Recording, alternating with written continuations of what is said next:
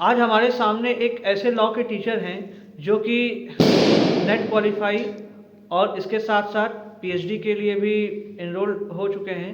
और इनको लॉ के अच्छे टीचर, अनुभवी टीचर और कोचिंग संस्थानों में भी इन्होंने काफ़ी सेवा दी है। और ये आपको लॉ के बारे में कुछ थोड़ा बताएंगे। ये आपको थोड़ा सा और बच्चों को कैसे मोटिवेट करेंगे कि बच्चों तुमको क्या है कानून को की कैसे रिस्पेक्ट करनी है, कानून के बारे में तुमको क्या आगे तुमको इसमें क्या इसके तुमको फ़ायदे और नुकसान, इन सारी चीज़ों के बारे में सर अभी बताएंगे। सर आप। नमस्कार आप लोगों को, सभी को राधे राधे, गुड मॉर्निंग। राधे राधे। और सर का सबसे पहले मैं धन्यवाद व्यक्त करता हूँ। Thank you. जो सर ने मेरे बारे में जो बातें की, ये इसके धन्यवाद के पात्र हैं। और जैसा सर पूछना चाह रहे हैं कि कानून क्या है, देखो कानून की कोई एक सार्वभौमिक परिभाषा नहीं है, सबसे पहली बात तो ठीक है। कानून को अलग अलग विधि शास्त्रियों ने अलग अलग अपने अपने तरीके से अपनी परिभाषाओं में बांधा है। और ऐसे ही मेरी अलग परिभाषा भी है। मैं इतना बड़ा कानून शास्त्री तो नहीं हूँ, लेकिन मैं अपनी परिभाषा बताता हूँ, ठीक है। ऐसा लगता भी है। लेकिन मैं अभी जो परिभाषा जो मैंने पढ़ी है या जो समझी उसी के आधार पर अपनी परिभाषा। देखो कानून क्या है ना, आपके आचरण को कंट्रोल करता है। यानी कानून एक ऐसा नियमों का समूह है जो कि व्यक्ति के आचरण को कंट्रोल करता है, जिससे कि समाज में अपराध ना हो, ठीक है। ऐसे ही कानून से ही देश चलता है, ठीक है। कानून एक ऐसा नियमों का समूह है या फिर एक ऐसा नियमों की व्यवस्था है जिससे कि शासन चलता है, ठीक है सर, समझ रहे हैं ना। जैसे हमारे यहाँ देश का सबसे बड़ा कानून क्या है, कॉन्स्टिट्यूशन। भारतीय संविधान सारे कानूनों का बापू है, ठीक है। कोई भी कानून संविधान से ऊपर नहीं हो सकता। बिल्कुल। जो उसका जो मेन नॉर्म्स है या जो मानक है वो कॉन्स्टिट्यूशन, ठीक है। कॉन्स्टिट्यूशन से ही सारे कानूनों को मान्यता मिलती है, ठीक है। यानी कि कोई भी कानून अगर आर्टिकल 13 के विपरीत है, यानी कि आर्टिकल 13 आप जानते हो सर, क्योंकि उसमें कहा गया कि कोई भी कानून अगर मौलिक अधिकारों का वायलेशन करता है, उल्लंघन करता है, तो उस कानून को रद्द किया जा सकता है। अच्छा, ठीक है सर। और उसमें कानून में क्या क्या शामिल है, यानी कि विधि में क्या क्या शामिल है, ये बात भी आर्टिकल 13 में लिखी हुई है। क्या क्या शामिल है विधि में, आपका अध्यादेश, आदेश, नियम, उपविधि, रूढ़ी, प्रथा, अधिसूचना, ये सब आर्टिकल 13 में शामिल है। इसके ये सब कानून, उसमें ये नहीं बताया गया कि कानून क्या है, यानी विधि क्या है, लेकिन आर्टिकल 13 में ये बताया है कि कानून में क्या क्या शामिल है, विधि में क्या क्या शामिल है। अब आप मुझसे इसमें एक क्वेश्चन पूछ सकते हो, क्या सर संविधान संशोधन विधि के अंतर्गत है, यानी विधि की परिभाषा में आता है? तो इसका आंसर मैं खुद ही, ये मैं आपको इसलिए बता रहा हूँ जिससे कि आपका भी कॉन्सेप्ट क्लियर हो जाए एक टॉपिक को लेकर, ठीक है। तो पहले ये जान लीजिए कि संविधान संशोधन विधि शब्द की परिभाषा में नहीं आता। ये सेक्शन 13 का क्लॉज 4 में लिखा हुआ, ये संविधान संशोधन द्वारा जोड़ा गया था, ठीक है।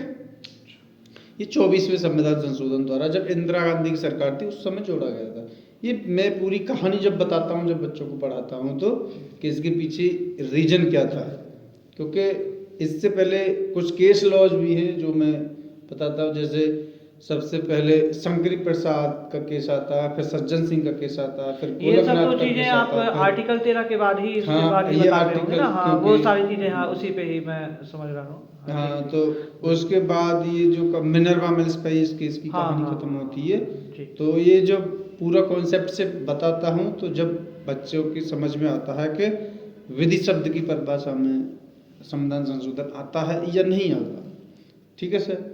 और सर यही समाज को अगर हम पूछना चाहें अपने हिसाब से, तो आप समाज को क्या बताना चाहेंगे कि समाज में लोग ज़्यादातर लोग कानून का सहारा क्यों नहीं लेते हैं? लोग क्यों खुद से ही अपराध या खुद जो है खुद ही क्यों फैसला करना शुरू कर देते? लोग कानून का क्यों नहीं हाथ पकड़, क्या कानून का हाथ इसलिए नहीं कोई पकड़ना चाहता है कि उनके पास क्या आर्थिक स्थिति के नाते, या कोई ऐसा कुछ का रीज़न होता है, क्या उसको ज्ञान नहीं मिलता, या उनको ऐसे लोग नहीं मिलते, उनको ऐसे अधिवक्ताओं के पास वो नहीं पहुंच पाते हैं कि जो है वो अपने लिए जो है अपने कोई डिफेंस नहीं के लिए किसी को देख नहीं पाते, अधिवक्ता वगैरह के पास नहीं पहुंच पाते हैं? क्या रीज़न हो सकता है सर? देखो, एक तो कानून के संबंध में बहुत सारी भ्रांतियां भी समाज में फैली हुई है, क्योंकि अच्छा, हाँ ये तो है सर। अब जैसे किसी ने कोई अपराध किया जी या फिर वो झूठा उसमें फंसाया गया कोई भी व्यक्ति, जी।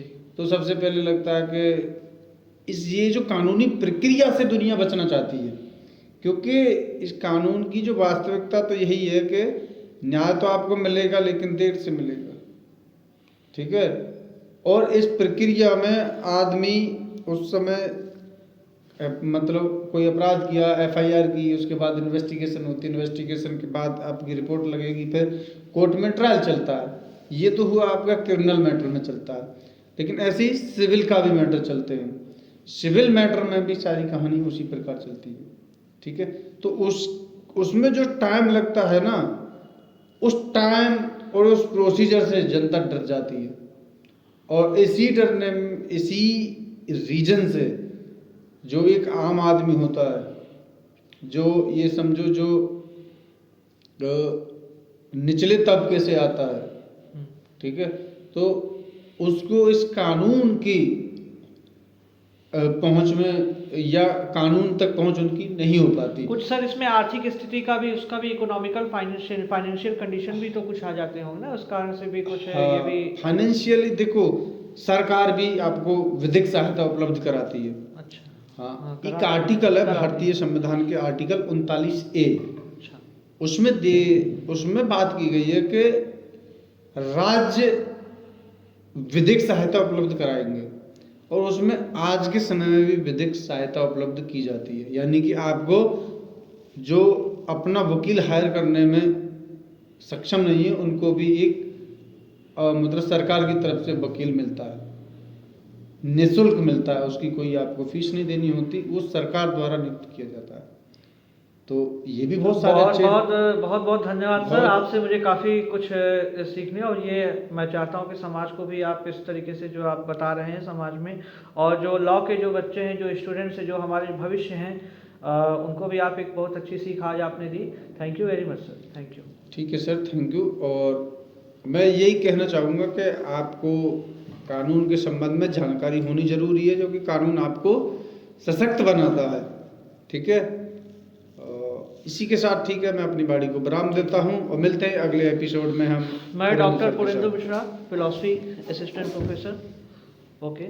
और आज हमने लॉ विषय के बारे में, जो हमारे सर हैं लॉ के बहुत अच्छे ही अनुभवी टीचर में हैं, और इन्होंने काफ़ी अच्छे आज बात बताई है, और बहुत ही सरल तरीके से, बहुत ही सरल विधि से समझाने का भी प्रयास किया है कि कोई भी इसको अच्छे से समझ सकता है।